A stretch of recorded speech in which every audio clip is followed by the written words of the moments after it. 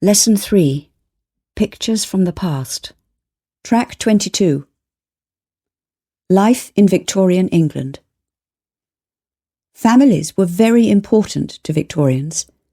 They were usually large, with 6 to 7 children. The father was the head of the family. He was often strict. Children never answered back to him, and they called him Sir.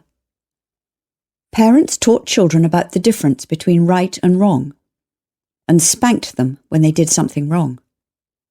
In Victorian times, children saw very little of their parents. In rich families, nannies took care of children. And in poor families, parents often worked long hours. Many poor Victorian children never went to school.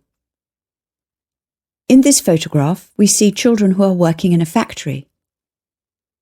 In the early part of the 19th century, life in England was very hard. There were a lot of poor people who couldn't feed their families, so some sent their children to work. Children worked for 15 hours a day for very little money. They did hard, dirty and dangerous jobs. Many worked in coal mines. They were little and could move in tight spaces. They often hurt themselves and became ill. Children began working early. Some chimney sweeps were only 3 years old. Little chimney sweeps often had accidents. They fell down chimneys or got stuck in them. Some died. There were factory owners who employed orphans. They bought them and took them to the factories in the country, where they kept them as workers until they were 21.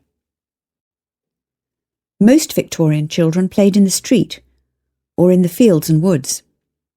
Not many families had gardens big enough to play in, and there were no children's playgrounds. Rich families had playrooms, but poorer children played wherever they could. In street games, children shared toys, such as hoops, marbles, and skipping ropes, with friends in the street. They played chasing games and played catch with a ball. If they didn't have a proper ball, they made one from old rags. They also played hopscotch. They were able to play out in the street, as there was less traffic than today. There were no cars until the 1880s.